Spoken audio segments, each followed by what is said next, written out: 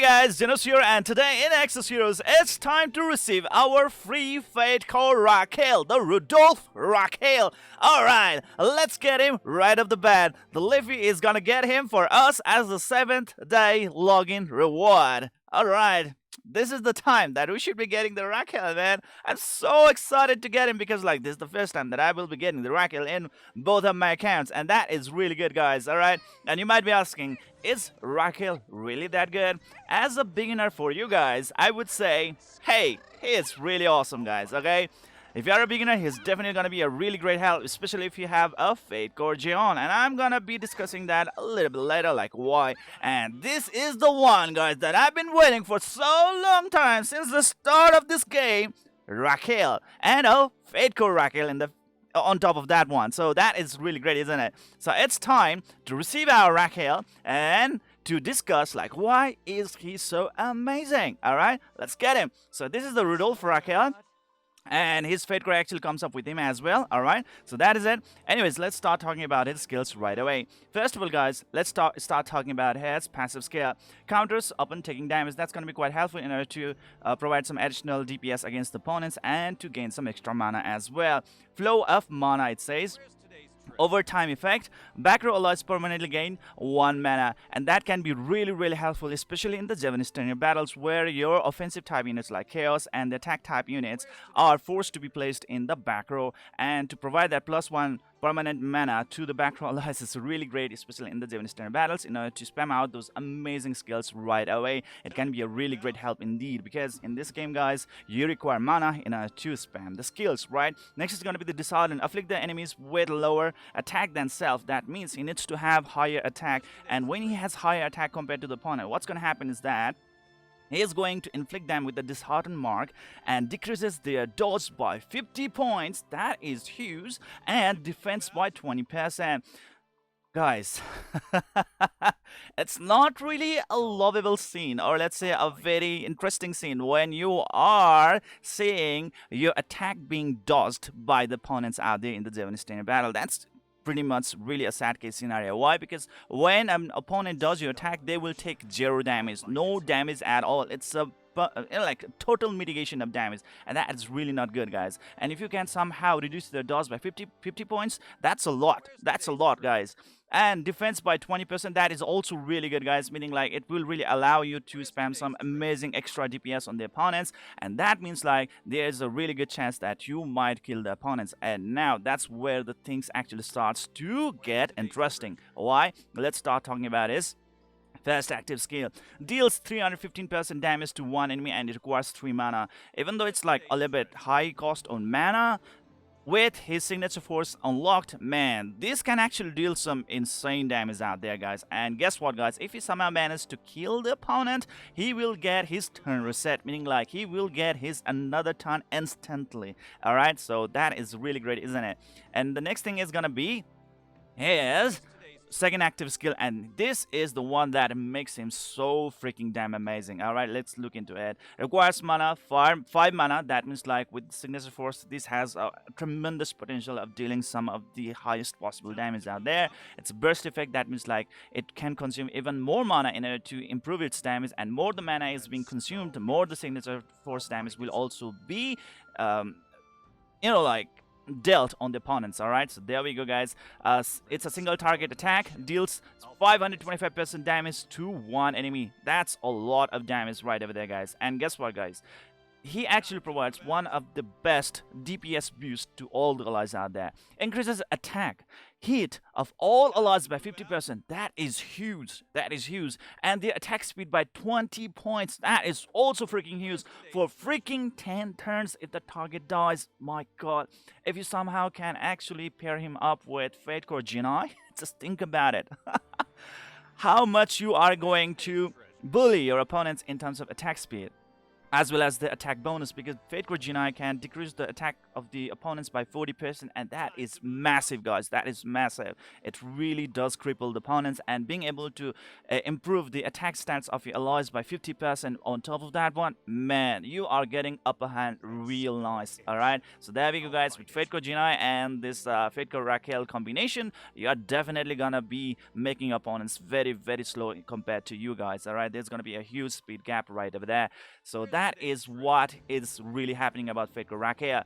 And now the thing is that, like, what is he so good with? Meaning, like, which are the hero units in the game that he might pair up so good? And I'm actually gonna tell it to you right now, and you might wanna be trying to summon him right away. So let's go into the Fate Core section. And I will actually discuss about one particular unit who is definitely going to be able to take full advantage of the Raquel being around. And that's going to be Jeon, ladies and gentlemen. The Fate Core Jeon, not the normal Jeon, alright? The Fate Core Jeon, the first Guardian Jeon right over here. He is the one who is actually capable of taking full advantage of Raquel being around. Why? First of all, he can counter up and taking damage, and the next thing is that there is an air of dragon blood right over there. This is the effect that he has that is going to allow him to use that dishearten effect to maximum level. Look at it. Resets turn if disheartened target dies from own attack. Think about it. Jeon is capable of dealing some of the like really good single target nuke as well as the AoE damage out there, and that means if he somehow can manage to kill the opponents with his attack, then man, he is going to get a turn reset right away. And that can make him really, really, really, really ferocious, guys. He can be really frightening for the opponents out there, even if he is out there to defend your team in the arena battles, guys. Yes, that's how good it is, alright? Just kill the target, you are getting on the next turn. Just kill the target yet again, and you are getting the next turn. And that will keep on going as long as he is killing the opponents. And that is freaking huge. Think about it, man. With just one mana requirement, ladies and gentlemen. Just with one mana requirement, if you just have Fate Core Raquel in your team, then well, this mana problem is automatically solved, because like Raquel is going to provide that +1 mana permanently every freaking time as long as he is alive in the team, alright? And that 1 mana will always be on him, meaning like he has like unlimited amount of 1 mana at least, and that is really good, isn't it? And it's a single target damage, deals 300% damage to one enemy, and combined with signature force, man, that will be some really hectic damage out there. And 300% base damage is already too good. And if you are going into the unleashed potential out there, guys, definitely it's going to improve it even further. So try to improve your Fate Core Raquel into a monster, and man, you will actually start to find that how offensive your Fate Core Raquel plus Fate Core Jeon plus Fate Core Genii team. And if you want to top it off even nicely, put like Fate Core Shell in your team, alright? And man, just see like how the magic unfolds, man. It's gonna be really hurtful to your opponents out there, guys. And on top of that one, man, he's the first Guardian unit being able to take advantage of the Dragon Blood, the Wrath, Dragon Skill, and so on and on. And that makes him a really heavy cannon indeed, really good at dealing passive damage as well as some really good, you know, like forming like those defensive barriers thanks to Dragon Scale and so many much more, guys. And his second active skill is a burst effect. That means like if he has 10 mana, he's going to use those extra 7 mana in order to improve his damage, and more the mana that he's gonna use, definitely higher the signature force damage there is gonna be around. Deals 178% damage to all enemies. So there we go, guys. There are so many ways that how the Fate Core Raquel and the Fate Core Jeon are gonna be a really great team indeed. And yes, there are other units as well, just like Baraka, who can actually take advantage of the Raquel, but the best one who actually can be really out there hand to hand, side by side to Raquel is definitely going to be the Fate Core Jeon. And if you're asking me, hey Genos, how do I get Fate Core Jeon right at the bat? Try to get this String of Creation Ray Banner activated, which you can activate it after clearing Chapter 4 in the story mode, alright? And once you have activated String of Creation Ray Banner, then you can summon the Fate Core Jeon from his String of Creation Ray Banner right over here. And if you're asking me, is it really that valuable as a beginner? And I would say like, yeah, it is. Just do it. Just do it. Because like any of the unit right over here is a first Guardian unit, especially this Fate Core Anastasia.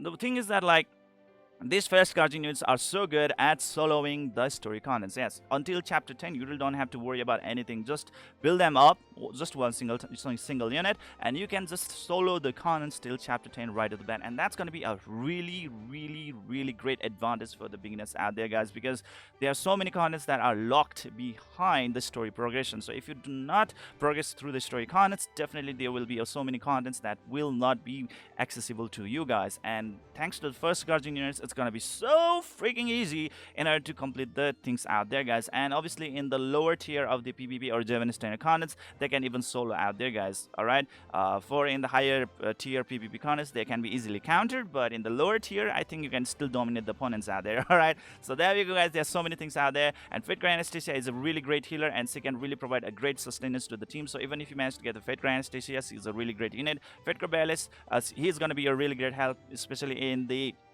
light and dark challenge days, okay, element days. That's, I think that's going to be Monday. So every Monday he's going to be a really good help to you guys in the challenge section in order to grind those essential materials from the game, and so on and on. And the next thing, definitely the Fate Corgion. As you have already got the Fate Core Raquel for free, Fate Corgion is going to be a very great top-notch addition to your team right at the bat. And well, I might actually try to get Fate Corgion now, because he's definitely going to make a really great team indeed. So that's how you get it. And now to finalize our video today, let's do this free multi-summon that is ongoing nowadays in Exos Heroes, thanks to the devs. Let's do it. Maybe I might actually get lucky today. All right. Okay, so that, oh, I don't know why it looks really, man. I thought like because of the clouds, I was thinking like it actually felt so different. Anyways, I have Fate Core Adams, so definitely it's time to actually, you know, how to say this, transcend him even further. Come on, come on, come on! Shit. Oh, man. Yet another legendary. Man, I just wanted to make it a really good day. Oh, shit. Alright. I got 2 legendary units, and both of them are... Oh, no. Adams is pretty good. Alright. Duncan is shit. Alright. So that is it, guys. What do you guys think about my, like, insights and feedbacks today? If you guys do not agree with me, please let me know in the comment section below, like, why. If you do guys really did like my video, please do hit that like and subscribe button. And well, see you guys in the next video.